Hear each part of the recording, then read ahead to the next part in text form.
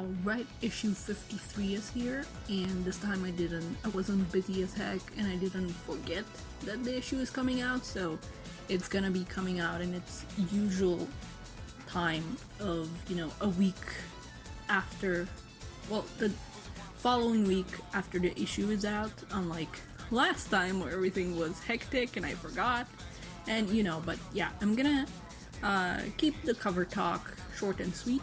I love all the covers for this issue. All of them are different, but all of them tell us one thing. Surge is on the prowl for Wisps, and Whisper is in trouble. This main one takes the cake for me though. It reminds me of old movie posters, kind of. Like the rained-on, misty alleyways of a city, there's the moon overhead, the hero is being pursued. And Surge even reminds me of the way they'd animate electric effects in the 70s and 80s.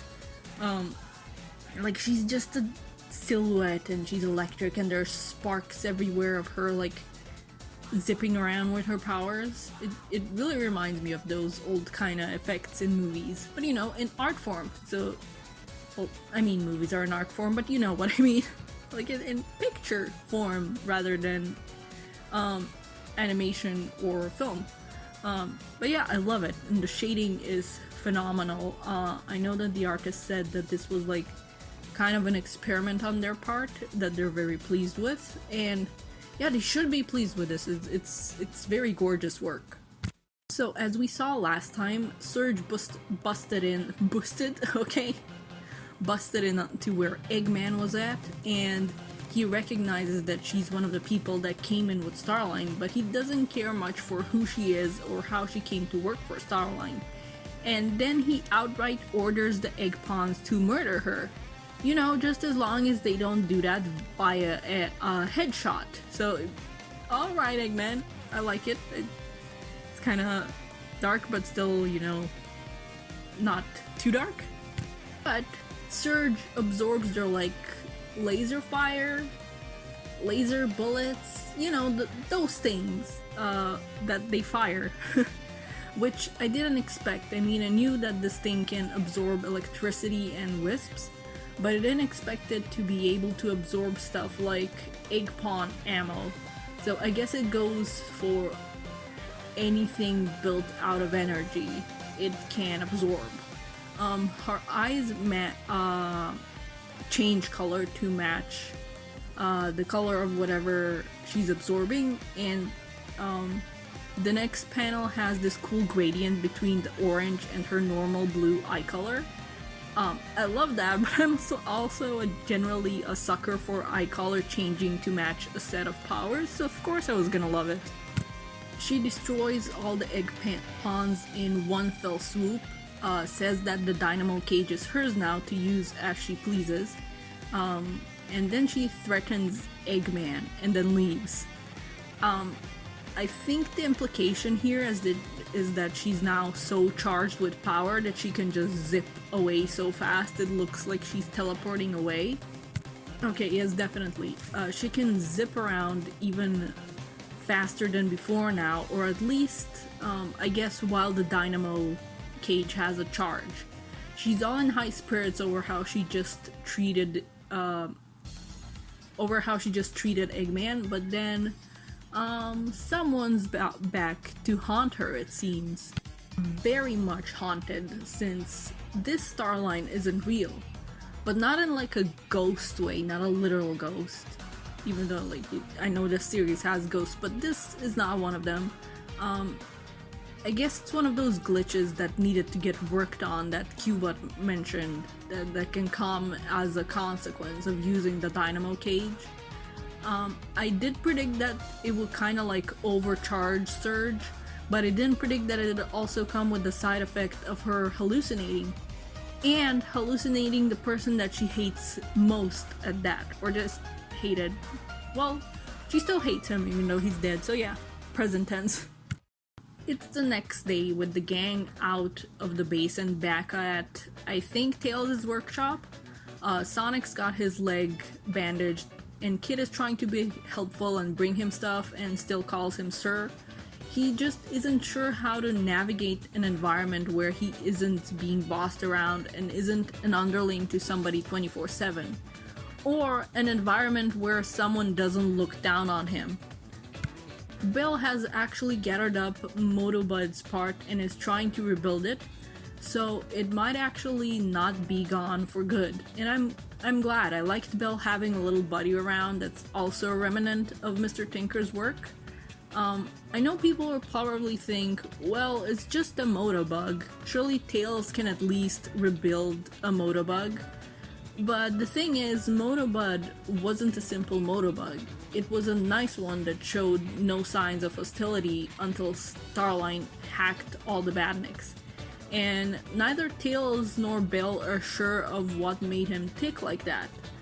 And I'm sure that they could just get some kind of run-of-the-mill old friendly robot programming, but I assume that they very likely just want Motobud to be back to what it was like before. So yeah, you know, it's not just a regular Motobug that's like it trimmed hedges and was friendly, and I'm sure that they want to figure out what Mr. Tinker did to make it like that. Sonic tells Kit what happened to Surge and Starline, or at least in Surge's case, what he assumes happened. Because, and Sonic points this out, those two were still more or less Kit's family, as messed up as they were. I love the way Kit's reaction is portrayed here. Him surrounded by nothing but a void of darkness, getting smaller and smaller until he's literally a dot if you look closely, and then he disappears along with the panels themselves. Even the speech bubbles, the words just get blurrier as he's just hardly even listening to what Sonic is saying past the information that Surge fell. It's a lot. Like, he did see she was okay before with the punch from the giant robot, but getting buried after the fall, he's probably unsure if she can make it. And I might be misremembering, ironically, but I think after they confronted Starline after Surge survived getting crushed, Starline mind-wiped them again. So he might not even remember that instance. It's a lot for him to take in. Like, yeah, he hated Starline, but he still probably felt some kind of dependence on him, some search for approval from him like Surge. Surge being gone is an even bigger blow. He was made to be her sidekick, to help her out no matter what. And now he thinks she's gone, and given how hard he is on himself, he likely feels that he's failed her and pretty much the purpose that he was created for. While Kit is trying to come to grips with the perceived fate of Surge, she's wreaking havoc in Central City. And unlike last time that she was there, she's in plain sight, like absorbing electricity from street lights and zapping people and making cars float. Fortunately, Whisper shows up to try and take her down. Well, I say fortunately, but it could quickly turn to misfortune given that the Dynamo Cage's original purpose is to absorb the power of the Wisps. Okay, yep, after a bit of fighting, Surge runs out of charge.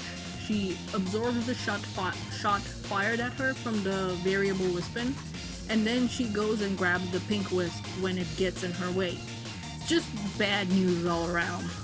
She absorbs the pink Wisps and immediately gets powered up, and that's a terrifying panel. Like, it's excellent art. Thank you, Adam Bryce Thomas, but Jesus, she looks horrifying.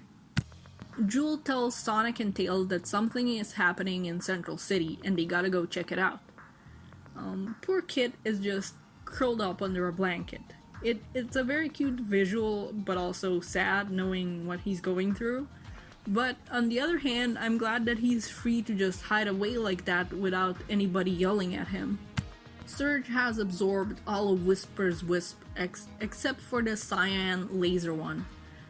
She's pretty much got the kind of ammo that Sonic did at the Color's final boss. Except, she's gonna use them for evil. Whisper takes a piece of the now broken variable Wispin and pretty much uses it as a shiv to try and get at Surge.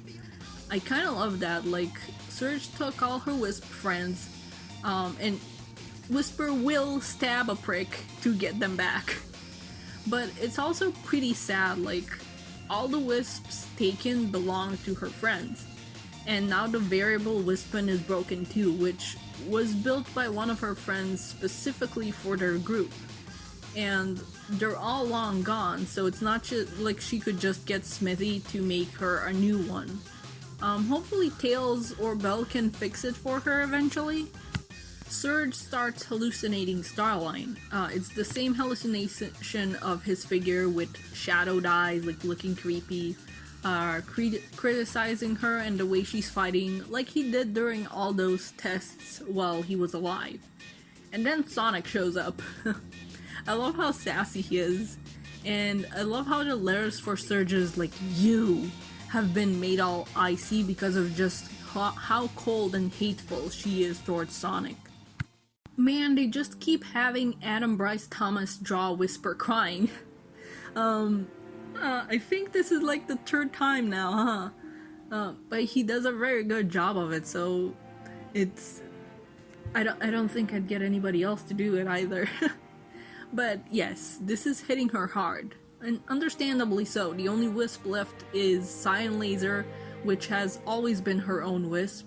The rest were all her teammates as Wisps, and I know that I said this before, but I just want to get back to it a bit, like her Wisp friends, which are also some of the only things left behind by her friends, have now been taken away by some new threat.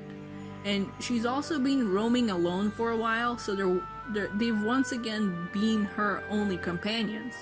And in a way, she's currently kind of reliving her past trauma of just losing her group of friends. Kit is being back to being the creepy kid we know and love. He heard that there's trouble happening in Central City, and he knows it's something big and that Sonic will be up against it. He wants to go help, but Belle stops him and tells him to look after himself.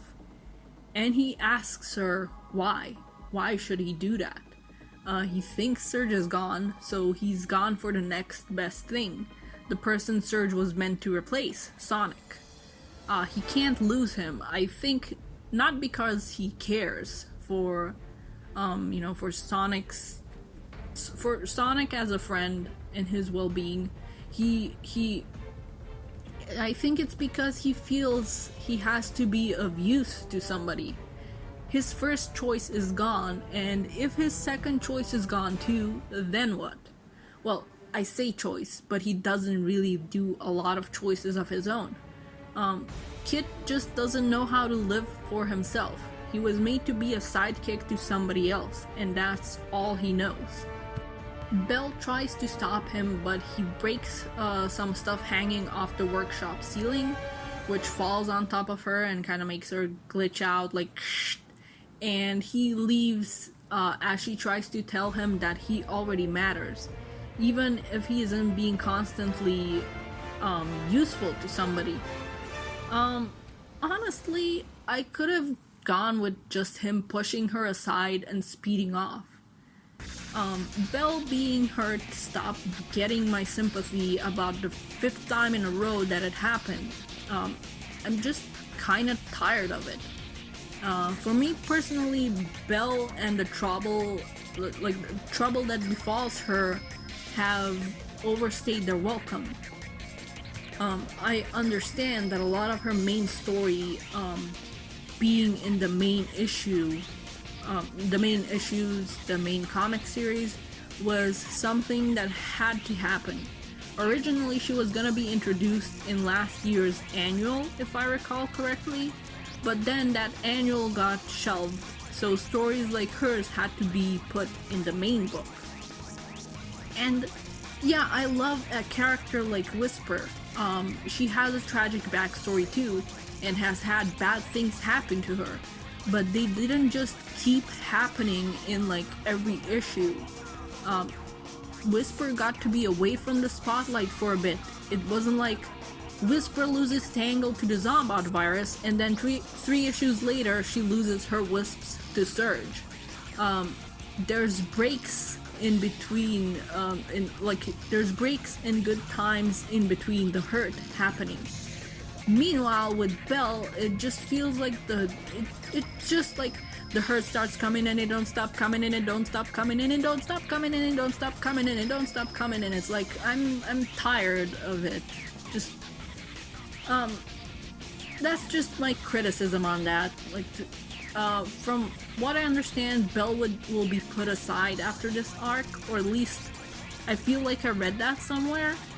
But if it's true, honestly, I can't wait for that, because I'm just tired of every issue having something happen to Belle, and it's like I don't care anymore. I'm kind of like emotionally tired of Belle, you know?